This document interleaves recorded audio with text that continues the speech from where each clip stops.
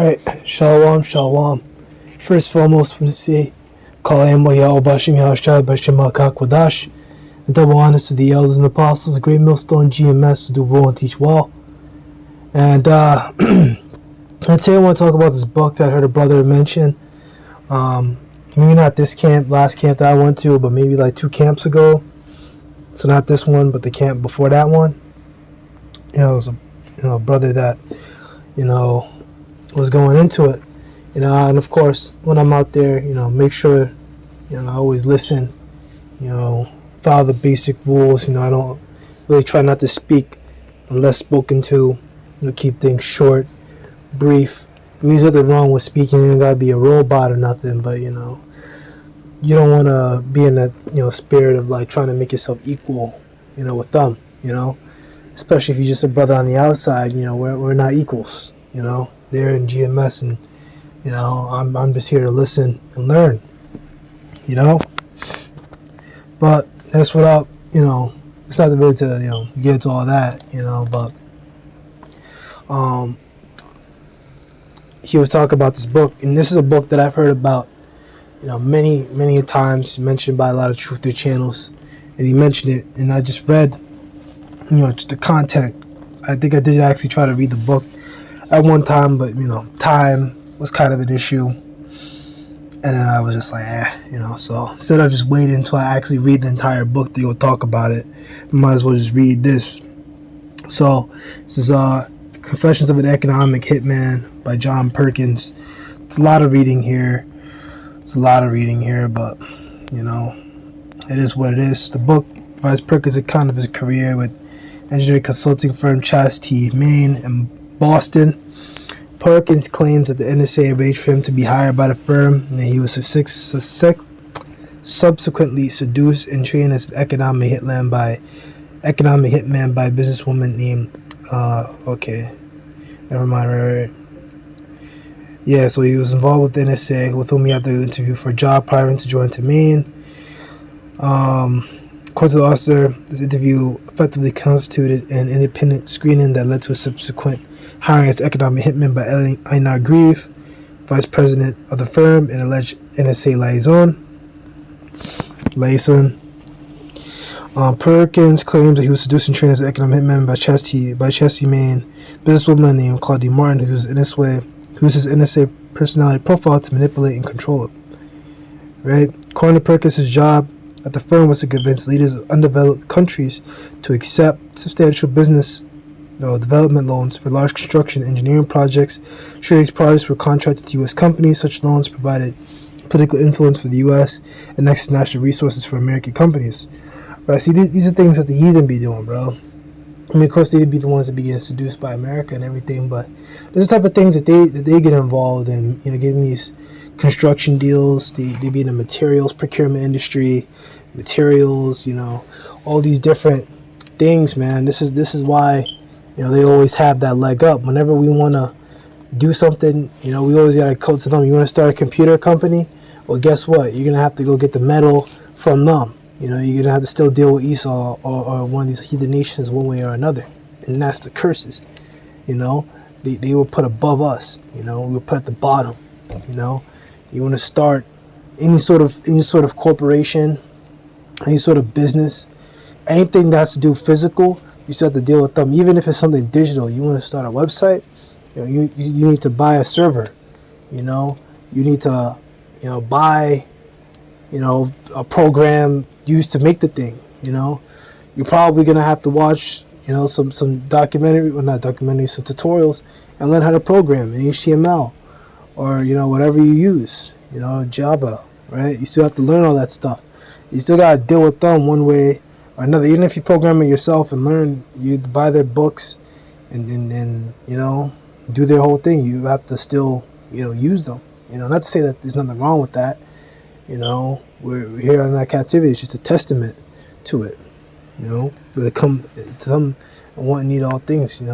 Especially Esau. For clothing, fabric. We have to get everything. These are things I remember the brothers were talking about when I went to the camp last Thursday. That's just the curses, right? According to Perkins, his job at the firm was to convince leaders of undeveloped countries, right? Ensuring that these projects were contracted to U.S. companies. Such loans provided political influence for the U.S. and access to natural resources for American companies. This primarily helping local elites and wealthy families rather than the poor. See? The book heavily criticizes U.S. foreign policy and the notion that all economic growth benefits humankind. The greater the growth, the more widespread the benefits.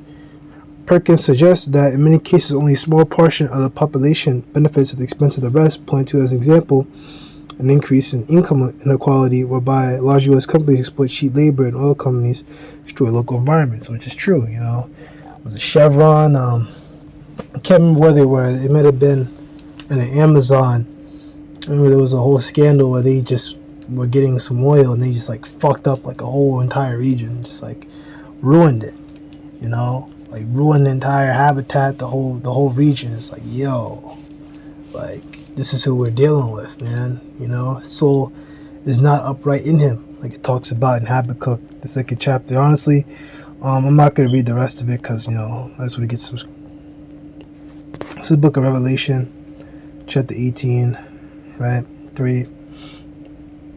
Actually, I started at verse 2. And he cried with a mighty voice, right, the angel, right, saying, Babylon the great is fallen, has become the habitation of devils and the hold of every foul spirit and cage of every unclean and hateful bird, right, after America is destroyed, right. That's why America is going to be a bird, the cage of every unclean and hateful bird, because if this place is destroyed by the missiles, you're only going to see these vultures and these different animals that are like scavengers picking off the flesh of the dead captains, these dead people all over the place, because there's going to be a very great amount of dead when the missiles hit this place, A lot of people are going to get vaporized, and a lot of people are just going to be fucking killed by like the blast and everything. Like it's just all going to hit. There's going to be so many missiles hitting this place. There's a 200 million missiles or warheads, right? Just get hit this place, man. It's just going to fuck everything up, man. Them birds going to be eating good, bro. Good. The chariots are going to be out there, so people are just going to be getting, like, annihilated, which they deserve, And every day, man, I just be praying, man. It's like, yo, we got to get out of here, man. Lord, have mercy on me, I don't want to die, man. I don't want to die like that, For all nations have drunk of the wine of the bath of fornication. The kings of earth have committed fornication with her, and the merchants of the earth are wax rich with abundance of her delicacies, right? All this stuff, right? Drunk, Isaiah 29:9, right? The philosophies, America's philosophy. So, through all the things that America produces, these nations, have gotten up with it, and they started to follow the thing, man. Brothers always talk about the thing about the Muslim woman, right? They start, you work with them, right? And they come in and they're maybe still wearing the dress, like the head covering and the dress. Like I actually work with a lot of women like that. Some still have the dresses. The older women I see, they still wear the dresses and everything. But the younger ones, they'll have the maybe the head covering, but then they just have jeans on. And I'm like, what the, like, what are you doing? Like, you gotta be like, like, I wish I broke it down, man. I'd rather you be hot or cold, like, even though they're not in the truth, they're heathen, and even though the heathen females, I mean, they're not even good-looking heathen females, like, you don't even deserve to be in my presence, but, yeah, that's another topic. We don't gotta talk about that. We know it's coming when we get that spiritual power. Like, you people are not even deserving to be in my presence. If you're a female and you're fucking beat and worn the hell out, man, the kingdom will be like, yo, you're not even worthy to stare upon me. Look at the floor. Now keep walking. Keep walking. Don't stare. Don't look. You don't deserve to look. Only the best of your kind. Only the best, right? Because that's what we're gonna get. Well, as we deserve, right? But this is a topic for another day, right? Because that's Isaiah 60 and a bunch of other scriptures, to talk about that. We're gonna get the best, right? And another voice from heaven saying, "Come out of her, my people, that you be not partake of her sins, that you receive not of her plagues," right? And the only way you're going to escape that is by, come out of her. Not in a spiritual sense. This doesn't talk about spiritual sense. That's Micah 2:10. But this is coming out through the chariots. Like it was Ezekiel, the first chapter, I believe. And there you go. Plagues. What this says, Zechariah 14:12. Yeah, absolutely. This is a plague wherewith the Lord smite all the people that fought against Jerusalem. Their flesh shall consume away where they stand upon their feet, and their eyes shall consume away in their holes, and their tongue shall consume away in their mouth. And absolutely. The other one I'm thinking about is second Ezra, the 16th chapter. It talks about how the Lord sends that plague and that sort out who can turn it back, who could turn back those arrows. No one. Once those missiles are launched off, they're going to their destination. They're not gonna try to divert it and say, "Oh, we're gonna divert Armageddon." You're not doing it. You're not doing that. Most likely gonna pour spirit on those warheads, and they're all gonna hit their targets. Okay, none of them are gonna miss, right? Like it talks about as Amos, the second chapter. For sins have reached into heaven, and the Most High have remembered her iniquities. Right, reward her even as she rewarded you, and double unto her. Double as according to her works, and the cup which you have filled to her double. Right? So everything they've done is they come back and bite them in the ass, right? And one of the things that they've done to us, right, is everything you're reading in Economic Hitman. They set up these economic hitmen, and they do it in some of these J countries too. They sell out to our countries, undermine everyone else, and they basically keep everyone at the bottom, and then that's why Jake in these countries, they be running all the way over here to America first chance they get, because they think they're gonna get a better life, and they come over here and they still get it fucked over. They can maybe get a little bit, but then they still gotta sell out, and then they do, and this is what we get our situation in now, right? But that's pretty much it.